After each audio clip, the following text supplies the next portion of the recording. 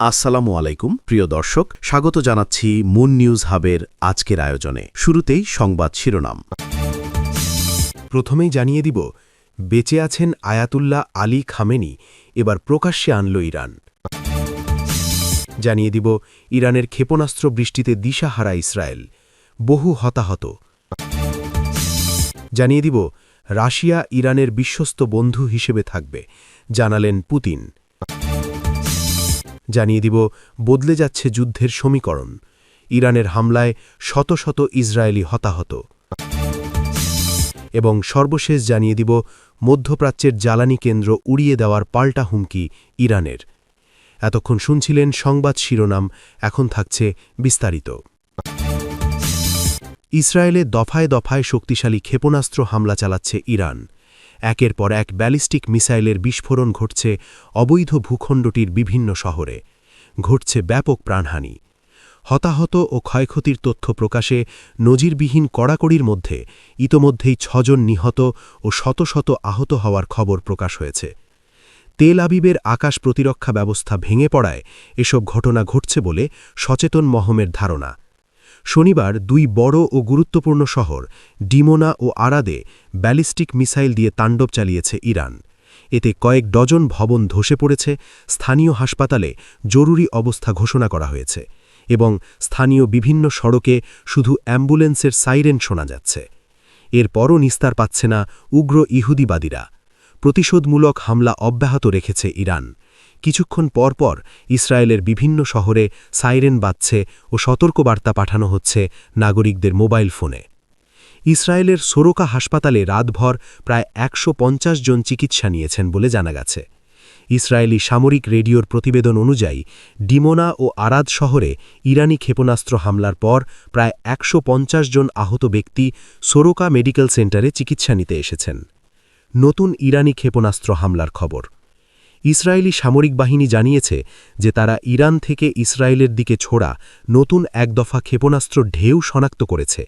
গত ১ ঘণ্টার মধ্যে এটি এ ধরনের দ্বিতীয় সতর্কবার্তা। মধ্য ইসরায়েলে বিকট বিস্ফোরণ। ইরানি ক্ষেপণাস্ত্র হামলার পর মধ্য ইসরায়েলে বিস্ফোরণের শব্দ শোনা গেছে। ইরান থেকে ইসরায়েলি ভূখণ্ড লক্ষ্য করে ক্ষেপণাস্ত্র ছোড়ার কিছুক্ষণের মধ্যেই এই বিস্ফোরণগুলো ঘটেছে। তবে তাৎক্ষণিকভাবে কোনো হতাহত বা ক্ষয়ক্ষতির খবর জানা যায়নি। ইরান অনবরত ক্ষেপণাস্ত্র ছুড়ছে। ইসরায়েলি সামরিক বাহিনী জানিয়েছে যে তারা ইরান থেকে ইসরায়েলের দিকে ছোড়া নতুন এক দফা ক্ষেপণাস্ত্র ঢেউ শনাক্ত করেছে।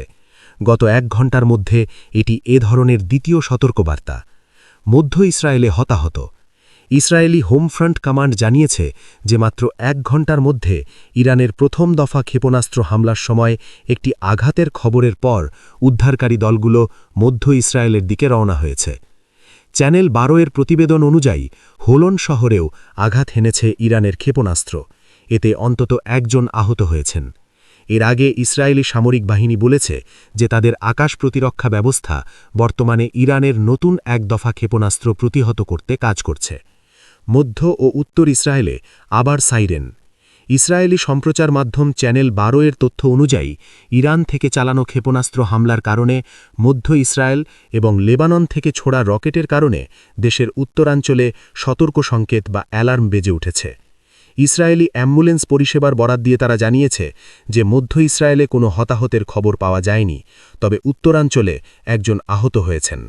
নওরোজ, যা নাওরোজ নামে পরিচিত, শুধু একটি উৎসবই নয়, বরং হাজার বছরের ঐতিহ্য, সংস্কৃতি এবং নতুন শুরুর প্রতীক। ইরানি সৌরবর্ষপঞ্জি অনুযায়ী পালিত এই নববর্ষ বসন্তের আগমনের সঙ্গে গভীরভাবে যুক্ত। প্রকৃতির পুনর্জাগরণ, আলো ও জীবনের নতুন সূচনা, এই সব কিছুরই প্রতিচ্ছবি ফুটে ওঠে নওরোজে। তাই একে পারস্য নববর্ষও বলা হয়। এই উৎসব শুধু ইরানে সীমাবদ্ধ নয়, বরং পার্সিয়ান, কুর্দি, লুর, বালুচি, আজারি এবং মধ্য এশিয়ার বিভিন্ন জনগোষ্ঠীর কাছেও এটি একটি গুরুত্বপূর্ণ জাতীয় দিবস। নওরোজ উপলক্ষে পরিবার পরিজন একত্রিত হয়, ঘরবাড়ি পরিষ্কার করা হয়, বিশেষ খাবার তৈরি করা হয় এবং হাফত সিন নামে পরিচিত একটি ঐতিহ্যবাহী সাজসজ্জার মাধ্যমে নতুন বছরের শুভ সূচনা উদযাপন করা হয়। এবারের নওরোজে আন্তর্জাতিক অঙ্গনেও দেখা গেছে গুরুত্বপূর্ণ কূটনৈতিক বার্তা। রাশিয়ার প্রেসিডেন্ট ভ্লাদিমির পুতিন ইরানের নেতৃত্ব ও জনগণকে শুভেচ্ছা জানিয়ে মস্কো-তেহরান সম্পর্কের দৃঢ়তার কথা পুনর্ব্যক্ত করেছেন। তিনি এক বার্তায় উল্লেখ করেন, বর্তমান বৈশ্বিক সংকটের মধ্যেও রাশিয়া ইরানের বিশ্বস্ত বন্ধু ও নির্ভরযোগ্য অংশীদার হিসেবে পাশে থাকবে। রুশ বার্তা সংস্থা স্পুটনিকের তথ্যমতে পুতিন তার শুভেচ্ছা বার্তায় ইরানি জনগণের প্রতি সংহতি প্রকাশ করেন এবং চলমান চ্যালেঞ্জ মোকাবেলায় তাদের সফলতা কামনা করেন। এই বার্তাটি এমন এক সময়ে এসেছে যখন আন্তর্জাতিক রাজনীতি ও আঞ্চলিক উত্তেজনার কারণে ইরান নানা চাপের মধ্যে রয়েছে। বিশেষভাবে উল্লেখ্য, 2025 সালের জানুয়ারিতে মস্কোতে পুতিন এবং ইরানের প্রেসিডেন্ট মাসুদ পেজেশকিয়ানের উপস্থিতিতে দুই দেশের মধ্যে একটি বিস্তৃত কৌশলগত অংশীদারিত্ব চুক্তি স্বাক্ষরিত হয়। 20 বছর মেয়াদী এই চুক্তিতে প্রতিরক্ষা, অর্থনীতি, জ্বালানি এবং প্রযুক্তিগত সহযোগিতা জোরদার করার বিষয়টি অন্তর্ভুক্ত রয়েছে। একই সঙ্গে পশ্চিমা নিষেধাজ্ঞার প্রভাব মোকাবেলায় যৌথ পদক্ষেপ গ্রহণের কথাও এতে উল্লেখ করা হয়েছে। বিশ্লেষকদের মতে এই চুক্তি শুধু দ্বিপাক্ষিক সম্পর্ককেই মজবুত করেনি, বরং বৈশ্বিক শক্তির ভারসাম্যে নতুন মাত্রা যোগ করেছে। রাশিয়া ও ইরান উভয়ই পশ্চিমা বিশ্বের চাপের মুখে নিজেদের অবস্থান শক্তিশালী করতে একে অপরের ওপর নির্ভরতা বাড়াচ্ছে। ফলে এই অংশীদারিত্ব ভবিষ্যতে আন্তর্জাতিক রাজনীতিতে গুরুত্বপূর্ণ প্রভাব ফেলতে পারে। নওরোজের মতো একটি শান্তি ও নবজাগরণের উৎসবের প্রেক্ষাপটে এই ধরনের কূটনৈতিক বার্তা বিশেষ তাৎপর্য বহন করে। এটি শুধু শুভেচ্ছা বিনিময় নয়, বরং রাজনৈতিক বন্ধুত্ব, পারস্পরিক সহযোগিতা এবং ভবিষ্যৎ কৌশলগত সম্পর্ক। Islamic revolutionary guards corps IRGC জানিয়েছে, তাদের চলমান প্রতিশোধমূলক অভিযান অপারেশন ট্রু প্রমিস 4 এর সাম্প্রতিক ধাপে শত শত মানুষ নিহত বা আহত হয়েছে, যা শত্রুপক্ষের বিরুদ্ধে যুদ্ধের পাল্লা উল্লেখযোগ্যভাবে ভারী হওয়ার ইঙ্গিত দেয়। শনিবার 21শে মার্চ এক বিবৃতিতে IRGC জানায়, অভিযানের ৭৩তম ঢেউয়ে অধিকৃত অঞ্চলের দক্ষিণ ও উত্তর উভয় অংশকে লক্ষ্যবস্তু করা হয়েছে। বিবৃতিতে বলা হয়, ইসলামিক প্রজাতন্ত্রের বিমান প্রতিরক্ষা খাতের শহীদদের সাহসিকতার প্রতি শ্রদ্ধা জানিয়ে IRGCর অ্যারোস্পেস ফোর্সের ক্ষেপণাস্ত্র ও ড্রোন ব্যবস্থার মাধ্যমে এই হামলা চালানো হয়েছে। IRGCর মতে, ইসরায়েলি বিমান প্রতিরক্ষা ব্যবস্থা ভেঙে পড়ার পর আরাদ, দিমোনা, ইলাত, বেরশেভা এবং কিরিয়াত গাতের সামরিক স্থাপনা ও নিরাপত্তা কেন্দ্রগুলোতে আঘাত হানা হয়েছে। এছাড়া কুয়েতের আলী আল সালেম এবং সংযুক্ত আরব আমিরাতের আল মিনহাদ ও আল ধাফরাতে অবস্থিত মার্কিন সামরিক ঘাঁটিগুলোকেও লক্ষ্যবস্তু করা হয়েছে। এই ৭৩তম ধাপে ফাত্তাহ, কদর এবং এমাদ ক্ষেপণাস্ত্র ব্যবস্থা ও আক্রমণকারী ড্রোন ব্যবহার করা হয়। হতাহতের খবর ও গণমাধ্যমের ওপর বিধিনিষেধ। বিবৃতিতে মাঠ পর্যায়ের প্রতিবেদনের বরাত দিয়ে জানানো হয়েছে যে এই প্রতিশোধমূলক হামলার সাম্প্রতিক ধাপের প্রথম কয়েক ঘণ্টায় ২০০-এর বেশি মানুষ নিহত বা আহত হয়েছে।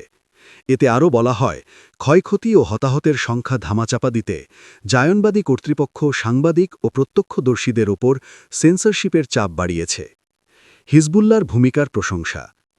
IRGC লেবাননের প্রতিরোধ আন্দোলন হিজবুল্লাহর যোদ্ধাদের গৌরবময় প্রচেষ্টার প্রশংসা করে বলেছে যে তারা লেবাননের আঞ্চলিক অখণ্ডতা রক্ষার পাশাপাশি অধিকৃত অঞ্চলের উত্তর ও মধ্যাঞ্চলে একটি কঠিন ও উচ্চ চাপের যুদ্ধক্ষেত্র তৈরি করেছে। বিবৃতিতে লেবাননের জনগণ ও এই অঞ্চলের মুসলিমদের অভিনন্দন জানানো হয়েছে। IRGC অধিকৃত অঞ্চলের অবৈধ বসতি স্থাপকদের পরিস্থিতিকে ভয়াবহ এবং পরিত্যক্ত বলে বর্ণনা করেছে এবং এর জন্য ইসরায়েলি প্রধানমন্ত্রী বেনিয়ামিন নেতানিয়াহুর যুদ্ধকালীন মন্ত্রিসভার উস্কানিমূলক নীতিকে দায়ী করেছে। এতে আরও বলা হয়, বিশেষ করে যে এলাকাগুলোতে আবাসিক অঞ্চলের কাছে পারমাণবিক ও সামরিক স্থাপনা রয়েছে, সেখানে বসতি স্থাপকদের নিরাপত্তা ব্যাপকভাবে বিঘ্নিত হয়েছে। যুদ্ধের সমীকরণ পরিবর্তন। IRGC পরিশেষে দাবি করেছে, যুদ্ধের সমীকরণ দ্রুত পরিবর্তিত হচ্ছে এবং অধিকৃত অঞ্চলের প্রতিরক্ষায় ইসরায়েলি মার্কিন সেনাবাহিনীর নিয়ন্ত্রণ ভেঙে পড়ছে। ডিমোনায় ইরানি ক্ষেপণাস্ত্র হামলায় প্রকৃত হতাহতের সংখ্যা নিয়ে ব্যাপক সেন্সরশিপ থাকা সত্ত্বেও স্থানীয় সংবাদ অনুযায়ী জানা গেছে যে এই প্রতিশোধমূলক হামলায় কয়েক ডজন মানুষ নিহত হয়েছে। শহরটি তার আশেপাশে বিতর্কিত ডিমোনা পারমাণবিক চুল্লির কারণে অত্যন্ত সুরক্ষিত এলাকা হিসেবে পরিচিত।